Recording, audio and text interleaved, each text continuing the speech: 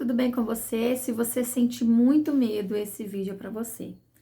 Bom, geralmente quando nós falamos de medo, nós estamos falando de uma reação fisiológica do nosso corpo, né? Voltado para as nossas emoções. E essa reação, ela vem através dos sentimentos e das emoções que nós sentimos, as sensações diante de uma situação. Quando nós falamos de medo, na maioria das vezes nós estamos relacionando a nossa criança interior, ou muitas vezes a nossa criança que prevalece dentro de nós na vida adulta. Vocês podem perceber que a criança, ela se sente fragilizada, a criança, ela se sente com medo, ela sente a necessidade de ser aprovada, ela sente a necessidade de estar com alguém. Talvez você é mamãe, você é papai, aí você já vê e você já sabe quantas vezes o seu filho fala: mamãe, vamos brincar comigo, vamos ficar perto de mim, eu estou sentindo medo, eu não consigo lidar ali com aquilo é um pouquinho grandioso demais para mim.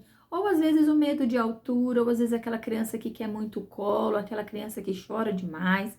E quando ela começa a aprender a lidar com as emoções, com os sentimentos, ela consegue muitas vezes até verbalizar que o que ela está sentindo é medo, né? A gente percebe isso muito no comportamento infantil. Mas quando nós levamos isso para a vida adulta, o que isso significa?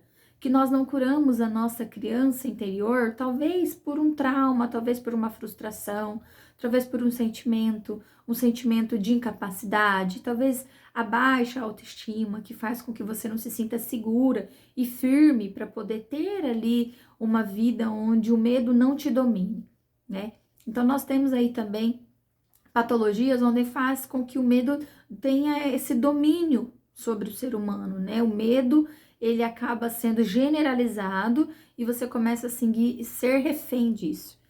Mas quando nós falamos de criança interior, nós estamos falando de problemas lá da infância. Nós estamos falando de situações da infância. Porque o que denomina ser um trauma? O trauma, ele vem a partir daquilo que você interpreta, da forma que você interpreta. Por que existem pessoas que passam por uma situação e a outra pessoa passa pela mesma situação e uma daquilo se torna um trauma e a outra não? Para um indivíduo aquilo é um trauma e para outro indivíduo não. Por quê? Porque depende da forma que você vai interpretar. Depende da forma que você aprendeu a interpretar as situações. Geralmente, quando nós não ensinamos os nossos filhos a lidar com a frustração, quando nós não ensinamos para ele como eles precisam se posicionar ali referente à frustração, por exemplo, pais superprotetores, os pais que protegem demais, que sempre estão ali, né, que não deixam o filho desenvolver capacidades sozinhos, por exemplo, brincar em um escorregador, ou capacidades onde, meu filho é muito pequeno para isso, ou ele é incapaz. O pai mesmo, automaticamente, ele começa a colocar na cabecinha dessa criança de que ele não tem capacidade para aquilo, não tem capacidade para resolver aquilo ou para fazer aquilo. E automaticamente, se nós não curamos essa criancinha, se ela não consegue se ver capaz, vai chegar na vida adulta, ela também vai se sentir assim. E provavelmente esse sentimento vai estar relacionado com o medo e com a frustração. Então ela não faz pelo medo e se frustra por não conseguir nada porque não tenta, entende? Então nós temos aí algo voltado como se fosse um ciclo. O medo faz com que ela não se posicione, não resolva algo, e aí ela se sente frustrada porque ela não dá conta daquilo. É como se tudo fosse muito. Aí automaticamente isso vai se generalizando ao decorrer da vida.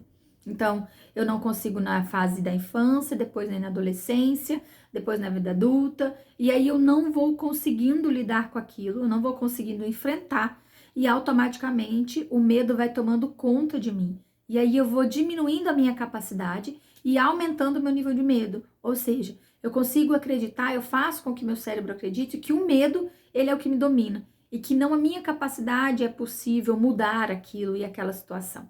Então, quando nós falamos de medo, nós falamos basicamente aí também da nossa criança interior. Essa criança precisa ser curada. Essa criança precisa ser entendida, acolhida, né? Nós precisamos trabalhar isso dentro do processo terapêutico. Andressa, isso é uma norma? Todo mundo que sente medo é por isso? Não. Mas, na maioria dos casos, nós temos esse ponto aí que é bem pontual mesmo, assim, que é bem específico para esses casos.